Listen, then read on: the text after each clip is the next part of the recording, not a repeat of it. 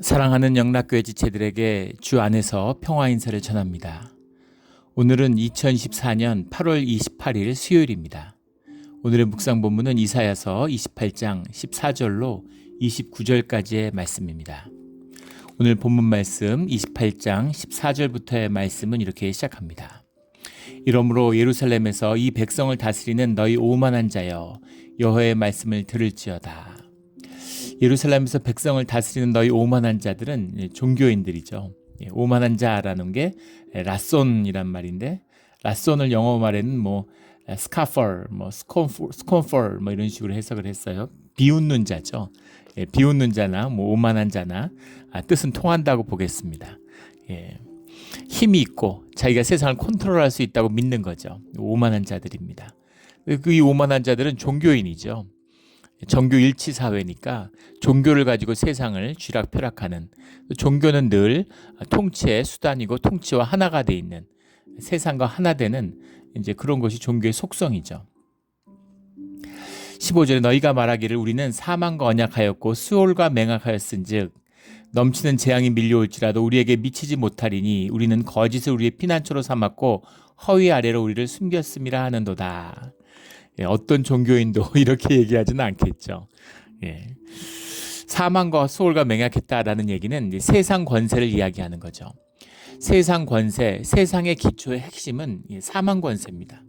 죽음으로 세상을 통치하는 거예요. 그의 반대에 서 있는 게 주님의 말씀과 더불어 살아가는, 생명으로 살아가는 삶이죠. 생명이라는 건 죽지 않죠. 생명은 영원합니다.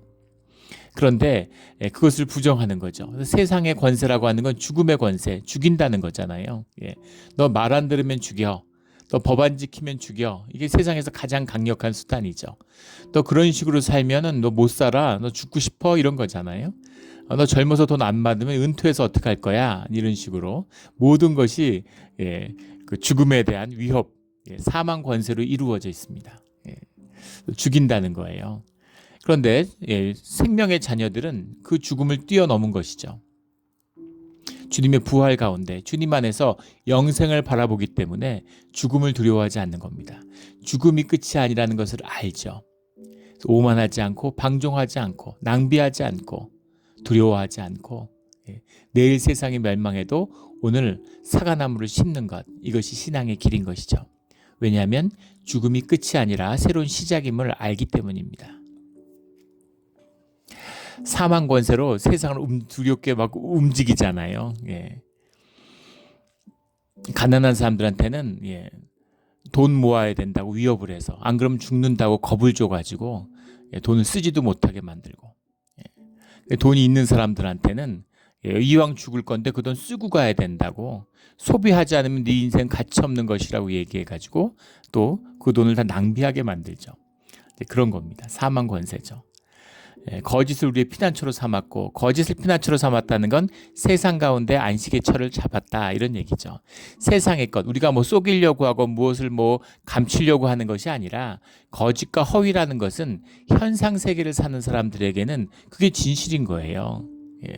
현상이 껍데기니까, 현상이 거짓이니까 현상을 충실하게 살아가는, 많이 소유해야 돼, 많이 가진 게 좋은 인생이야, 그게 성공한 인생이야, 가치 있는 인생이야 라고 속이는 거죠. 거짓입니다. 그게 거짓인지 아닌지를 알 수 있는 것은 내 것이면 죽을 때 가져가야죠. 죽을 때 가져가는 것만 내 것입니다. 내 인격, 내 삶의 기억, 내 삶의 가치, 내 삶의 의미, 이런 건 다 내 것이에요. 그런데 내가 가져갈 수 없는 것은 내 것이 아닙니다. 내 것이라고 속이는 거죠. 많이 소비하면 더 가치 있는 인생이라고 속이는 거죠. 죽음의 권세로 세상을 다스리는데 거기에 굴종한 사람들은, 그런 사람들은 또 거짓의 노예로 살아가는 거예요. 껍데기로 살아가는 거죠. 허위로 살아가는 겁니다. 진실이 실체가 없으니까 현상의 사람들은 허위로 살아가, 자꾸 꾸며야 돼요. 자꾸 꾸며야 되는 겁니다. 내가 나로서 나의 삶에 기쁨으로, 나 자신으로 기쁨으로 살아가는 자를 생각해 보세요. 화장하고 성형하겠습니까? 내 삶이 있는 그대로 아름다운데? 근데 나를 받아들이지 못해요. 세상을 통해서 세상의 거짓으로 정죄하는 내 모습으로 괴로워하며 살아갑니다. 그러면은 계속 성형을 해야 되는 거죠. 계속 성형을 하고 나로서 내가 나를 사랑하지 못하는데 누구의 사랑을 받을 수 있겠어요? 예, 그러니까 모든 걸 꾸며야 되는 거죠. 모든 걸 더해야 되는 거죠. 예. 신부 화장을 하고 매일 머리를 만지고 성형을 하고 비싼 옷을 입어야 되는 거죠. 예, 이런 것이 이제 허위 아래 살아가는 삶이다. 이게 다 사망, 수월, 거짓, 허위는 현상의 삶, 찰나의 삶을 사는 삶이다라는 겁니다. 이것이 이제 세상의 본질인 거죠. 근데 그 현상의 권세를 현상을 붙들고 있는 자들은 그것이 영원할 것처럼 속인다는 거예요. 오만하다는 거죠. 뭐 우리가 세상을 보면 알잖아요. 예. 돈이 있으면 뭐 내가 권세가 있고 뭔가 권한이 있다 이렇게 생각을 하는 거죠. 권리가 있다 이렇게 생각을 하는 겁니다. 예. 우리 예전에 우리 뭐 버클리 실험 이런 거 같이 설교 때 나눈 기억하시는 분들이 있을 거예요. 예, 실험하는데 과자 갖다 놓고 이거는 사탕 갖다 놓고 과자 갖다 놓고 이건 다음 실험하는 애들 거니까 건들면 안 돼. 그런데 돈이 있는 사람들 부자들은 그걸 건드리는 거죠. 예, 너 나중에 돈으로 갚으면 되지. 뭐 이렇게 예, 사람들이 오만해지는 거예요. 세상에 내 권리가 있다. 내가 권세가 있다. 이렇게 스스로를 속이고 있기 때문인 것이죠. 예, 이런 거짓을 끊고 생명의 길을 가는 우리 모두가 되기를 주의 이름으로 축원합니다. 근데 지금 예루살렘의 그 선지자와 그 제사장들이 지도층들이 이런 거짓과 오만에 빠져 있다라는 얘기입니다. 그래서 에브라임의 면류관을 밟겠다라고 하는 주님의 말씀이 사실은 예루살렘을 향한 것이다라는 말씀을 만나게 되는 거죠. 16절에 그러므로 주 여호와께서 이같이 이르시되 보라 내가 한 돌을 시온에 두어 기초를 삼았노니 시험한 돌이요 귀하고 견고한 기초돌이라 그것을 믿는 이는 다급하게 되지 아니하리로다. 예, 기초가 되는 시험한 돌이다. 시험을 이겨낸 돌이죠. 예, 남은 자입니다. 그리고 또 주님이 그들 가운데 이루시는 메시아의 역사인 거죠. 예, 그것이 기초가 되는 겁니다. 예수님을 보면 알잖아요. 연약하고 한없이 힘이 없고 무엇 하나 할 수 없을 것 같지만 그것이 세상을 바꾸는 세상의 모든 변화와 의미와 가치를 창출하는 기초가 되는 거죠. 예, 그것을 믿는 이는 다급하게 되지 아니하리로다. 주의 사람들은 다급하지 않아요. 분주하지 않아요. 내가 이리 뛰고 저리 뛰고 한다고 되는 게 아니라는 것을 알기 때문입니다. 예, 주님이 움직이시고 주님이 함께하는 주님의 뜻을 구하는 것이죠. 때가 되면 주님이 움직이라고 하면 움직이지만 내가 뭘 하겠다고 움직이고 분주하게 뛰지 않습니다. 주님의 때가 있기 때문인 거죠. 예전에도 나눈 적이 있는 것 같은데 우리 그 대학 때 친구들이 그 아르바이트 하는데 노가다를 많이 했습니다. 노가다라고 그러죠. 이제 건축 이런 현장에서 이제 품을 파는 거죠. 근데 노가다라고 불렀는데 노가다가 이제 돈을 많이 줘요.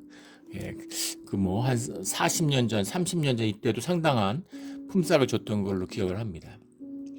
지금은 뭐 더 많이 주겠죠. 모르겠습니다. 요즘은 어떤지. 그런데 이렇게 그 담벼락을 부수는 이제 재건축을 할 때 마을을 이제 부시는 이제 그런 아르바이트를 한 그 이제 후배였는데 이제 얘기를 기억합니다. 예. 2인 1조로 가서 이렇게 작업을 하는데 그게 아주 익숙한 거기에 이제 전문가죠. 실력이 있는 오래된 그런 이제 그 사람 한 명과 이제 신참 대학생 같이 이렇게 학생들 아르바이트하는 학생을 2인 1조로 해가지고 가서 일을 한대요. 일을 이제 배우고 가리키라는 뜻이겠죠.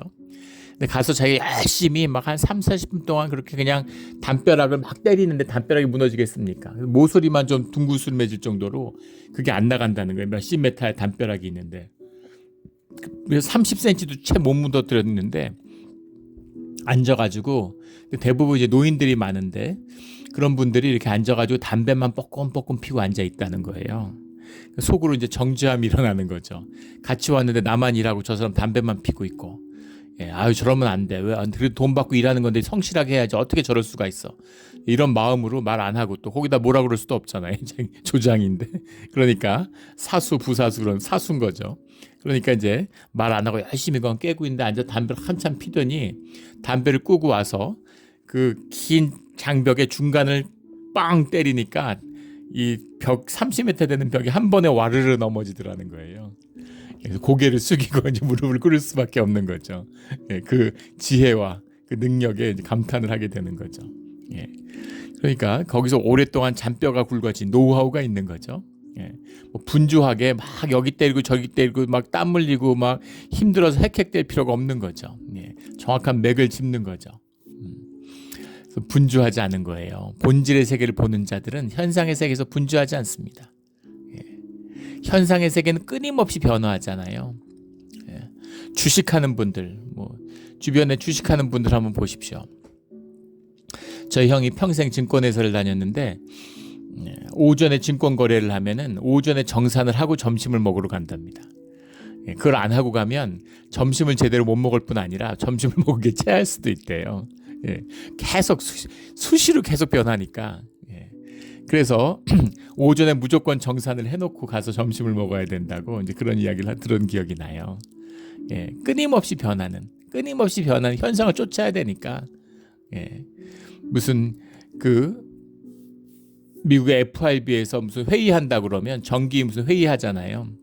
그런 거 한다 그러면 한국에서 밤새서 그런 거 회의하는 거 중계하는 거 보고 앉았고 그런 사람들이 많다는 거죠. 청년들 중에도. 한국에서 이제 미국 주식하는 분들이 많아가지고 또 미국 경제에 뭐 한국이든 뭐 일본이든 중국이든 큰 영향을 받으니까 세계가 다 영향을 받죠. 뭐라 그래요? OMC라 그러나요? 뭐 그 통화에 관련된 회의하잖아요. 그 회의를 할 때 한국에서 밤을 샌다는 거예요. 이게 뭐 하는 짓입니까? 그럴 필요 없는 거죠. 그것을 믿는 이는 다급하게 되지 아니하리로다. 본질의 세계를 바라보는 자는 급할 것이 없는 거죠. 17절에 나는 정의를 측량줄로 삼고 공의를 저울추로 삼으니 우박이 거짓의 피나처를 소탕하며 물이 그 숨는 곳을 넘칠 것인즉 너희가 사망과 더불어 세운 언약이 패하며 수월과 더불은 맹약이 서지 못하여 넘치는 재앙이 밀려올 때 너희가 그것에게 밟힘을 당할 것이라. 현상세계, 주님의 심판이라는 건 본질의 세계, 실체가 실제화되는 거죠. 현상이 쓸려져 가는 거예요. 현상은 다 썩어지고 쓸려가는 겁니다. 그래서 현상세계 속에서 뭘 만들었어도 뭘 세웠어도 아무 의미가 없는 거죠. 뭐 국가가 발행하는 채권이 제일 안전하다고 갖고 있는데 나라가 부도나면은 무슨 소용이 있습니까? 아무 의미가 없는 것이죠. 그런 걸 생각해 보시면 되게 다 쓸려가는 거다 이런 겁니다. 19절에 그것이 지나갈 때마다 너희를 잡을 것이니 아침마다 지나가며 주야로 지나가리니 소식을 깨닫는 것이 오직 두려움이라. 현상이 쓸려가는데 파도가 몰려오는 것처럼 계속해서 쓸려간다는 겁니다. 그러니까 깨달는 것, 내 안에 진실은 두려움밖에 없는 거죠. 두렵고 또 두려운 것입니다. 주님을 의지하는 자인지 않는 자는 두려움, 염려밖에 없어요. 믿음의 반대는 불신앙이 아니라 염려입니다. 내가 세상일 내일 일을 염려하고 있다면 내 안에 믿음이 흔들리고 깨진 것이에요. 믿음의 사람들은 염려하지 않죠. 주님을 믿고 주님께 의지하기 때문입니다. 21절에 대저 여호와께서 불화심산에서와 같이 일어나시며 기브온 골짜기에서와 같이 진노하사 자기의 일을 행하시리니 그의 일이 비상할 것이며 자기의 사역을 이루시리니 그의 사역이 기이할 것임이라. 불화심산에서의 그 일어나신다는 건 이제 다윗의 불화심산에서의 전투를 말하는 거죠. 뭐 사무엘하 5장에 나오는 또 뭐 역대하 14장인가요? 거기 나오는 전투죠. 기브온 골짜기는 여호수아의 전투죠. 여호수아서 2장, 여호수아서 10장인가요?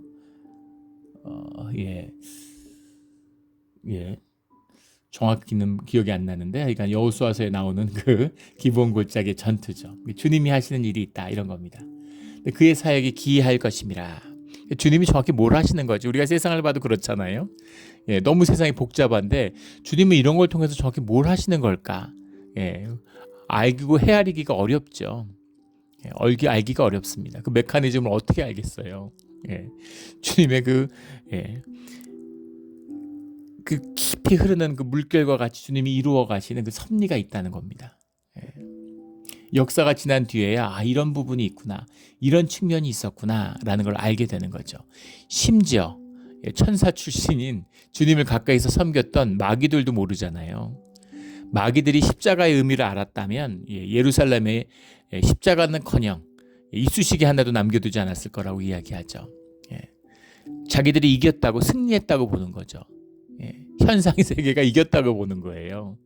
죽음이 생명을 이겼다고 생각하는 거죠. 죽음은 항상 생명을 이기지 못합니다. 생명이 죽음과 충돌하면 항상 생명이 이겨요. 이게 주님의 깊은 섭리죠. 교회와 세상이 부딪히면 항상 교회가 승리하게 되어 있습니다. 진짜 교회라면. 이것이 비밀인 거죠. 선거가 한창인데 선거에서 경제의 주제를 붙들면 주가가 뭐 떨어지니 높이니 경제에 모든 포커스를 맞추고 있죠. 집권 세력은 어떻게든 그 경기를 유지하기 위해서 정말 뭐 할 수 있는 모든 짓을 하고 있죠. 그리고 어떻게든 그 맹점을 파고들려고 또 이제 공격하는, 야권에서는 수권 세력에서는 그걸 계속 공격해요. 그런데 지금 대선이 재밌게 흘러가고 있습니다. 경제와 무슨 자유, 옛날에 자유 뭐 이런 것은 그 공화당의 그 모토였는데 이제는 그걸 민주당이 가져갔죠. 그 낙태권 이슈 때문에. 낙태권 이슈가 얼마나 파괴적일지에 대해서는 여러 가지 논의가 있습니다. 근데 지금 공화당도 낙태권에서 지금 그걸 타협하고 그걸 지지하지 않는다, 낙태를 제한하는 것을, 이런 입장을 펴고 두려운 거예요. 프리덤이라는 게 굉장히 파워풀한 거죠. 그게 거짓이기 때문에 문제인 거지, 그것이 진짜라면 그것을 이길 자가 없습니다. 사람들이 먹고 사는 걸 중시할 것 같죠. 돈이 제일 중요하게 생각할 것 같죠. 그런데 자유, 인권, 생명, 이런 것이 정말 이슈가 될 수 있다면 아무도 못 이겨요. 세상에 어떤 것도 이기지 못합니다. 왜냐하면 그것은 본질적인 가치이기 때문이에요. 그런 것이죠. 주님이 이루어 가시는, 망한 줄 알았는데 흥하고 진 줄 알았는데 이겼고 이런 거죠. 그런 주님의 사역에 기회할 것임이라. 주님이 이루시는 승리가 있다. 주님이 이루어 가시는 사역이 있다라는 거죠. 그러므로 너희는 오만한 자가 되지 말라. 14절에 나왔던 오만한 자가 라손이라는 말이죠. 오만한 자가 되지 말라. 너희의 결박이 단단해질까 하노라. 늪에 빠진 걸 생각해 보시면 될 거예요. 늪에서 내가 나오려고 몸부림칠수록, 내가 컨트롤하려고 그럴수록 점점 더 빠져드는 거죠. 점점 더 망하는 겁니다. 주님을 의지해라. 현상을 붙잡지 못한다, 이 얘기예요.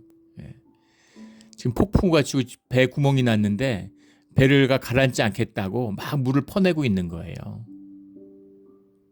그 배가 침몰하는 걸 막을 수 있겠습니까? 뭐라도 해야지. 뭐라도 할 수 있는 건 해야지. 그게 맞겠어요? 아니면 거기에 조용히 평안하게 앉아서 주님께 기도하는 게 맞겠습니까? 그런 주님이 하시는 일, 주님의 구원을 기대해라 라는 거죠. 또 그것을 오해하면 안 돼요. 주님이 하시니까 난 아무것도 안 해. 또 이런 식으로 세상은 속이죠. 주님이 물을 퍼라, 그럼 푸는 거예요. 이거 가라앉을 것 같은데? 이거 한 20분 있으면 가라앉고 밖으로 다이빙해서 뛰어내려야 될 것 같은데? 근데 주님이 물을 퍼내라, 그럼 퍼내는 겁니다. 설령 배가 가라앉을지라도 퍼내는 거예요. 이게 주님과 함께하는, 주님을 신뢰하고 주님의 인도하심을 구하는 주의 자녀들의 가는 길이죠. 우리 주님의 사역의 기이함, 그 기이함 속에서 주님을 믿고 의지하고 끝까지 가는 우리 모두가 되기를 주의 이름으로 축원합니다. 시온의 기초돌, 주님의 역사하심을 증거하는 14절부터 22절의 말씀에 이어서 23절부터는 주님이 행하시는 그 뜻 가운데 그 의미가 무엇인지를 일부 밝히고 있습니다. 너희는 귀를 기울여 내 목소리를 들으라. 자세히 내 말을 들으라. 이사야를 통해서 증거된 하나님의 말씀이죠. 파종하려고 가는 자가 어찌 쉬지 않고 갈기만 하겠느냐. 자기 땅을 개간하며 고르기만 하겠느냐. 땅을 고르는 이유는 씨를 뿌리기 위함이 아니냐라는 말씀인 거죠. 계속 고난만 있겠느냐, 계속 시험만 있겠느냐, 계속 연단만 있겠느냐, 이 말씀이에요. 하나님의 목적이 있지 않느냐, 하나님이 씨앗을 뿌리고 생명의 나무와 열매를 맺으려고 하는 주님의 뜻이 있지 않느냐, 씨를 뿌리려고 땅을 기경하는 거지 그러지 않으면 왜 기경을 하겠느냐, 이런 말씀인 거죠. 그러니까 예루살렘을 연단하는 뜻이 있다는 겁니다. 주의 믿는 자들이 고난 가운데 살아가는 뜻이 있다는 거죠. 그 뜻 가운데 이루어지는 주님의 생명의 씨앗을 뿌리는 그 역사가 있다라는 거예요. 이게 중요한 말씀입니다. 주님의 역사는 씨앗의 역사죠. 씨앗을 주세요. 근데 세상은 열매를 약속합니다. 열매를 줘요. 우리가 세상의 축복을 좋아하잖아요. 세상의 축복이라는 건 로또 같은 거죠. 내가 노력도 안 했어. 내가 준비도 안 했어. 내가 능력도 안 돼. 그런데 돈벼락을 맞는 거예요. 우린 이런 거를 축복이라고 생각하죠. 그러면 그것이 복이 되는 게 아니라 저주가 되죠. 우리 그 슈퍼로또 1등 당첨된 사람들 이자도 못 쓸 것 같은데 그 재산 5년을 못 지킨다는 거 아니에요. 부부는 이혼하고 깨지고 막 마약 중독에 범죄에 뭐 완전히 엉망진창이 되는 거죠. 돈 있으면 좋지. 돈 있는데 왜 그렇게 됩니까? 돈을 다스릴 능력이 없기 때문이죠.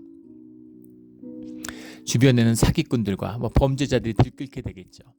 그걸 분별한 눈이 없고 또 욕심이 들어오고 온갖 삶을 파탄내는. 주님은 씨앗을 기경을 한 다음에 씨앗을 주세요. 이게 어려운 파트죠. 이제까지 엄청나게 힘들었는데 지금 열매를 줘도 삶이 수습이 안 되는데 주님이 씨앗을 주시는 거예요. 그 씨앗을 눈물로 뿌리고 개간하라고 말씀하시는 겁니다. 언제 씨가 자라며 언제 나무가 되고 언제 열매를 따요.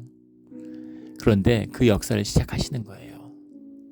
눈물로 씨를 뿌리는 자는 추수단을 들고 기쁨으로 돌아오는 겁니다.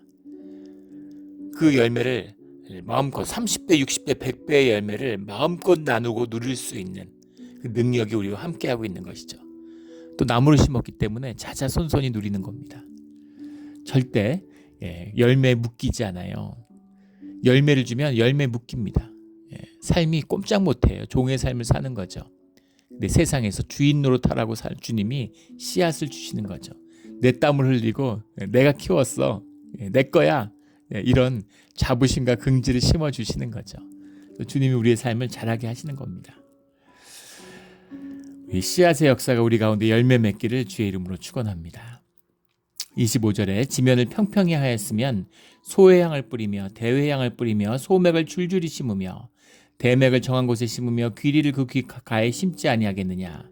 그 밭에 씨를 뿌리는 질서를 말씀하고 있는 거죠. 소회향이라고 대회향, 이건 쿠민이라고 하는 그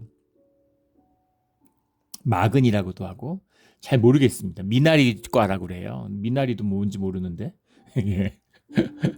근데 이제 이것은 굉장히 연약한 식물들이기 때문에 안에 뿌리고 소맥, 대맥 이런 그 밀계통은 이제 밖에다가 뿌리고 왜냐하면 안에 있는 것들을 지켜줘야 되니까 제일 마지막에 가장 거칠고 생명력이 강한 귀리도 이런 이 밀과로 알고 있는데 귀리를 제일 밖에 심고 뭐 이런 식으로 이제 그 식물을 보호하는 질서를 말씀하고 있는 거죠.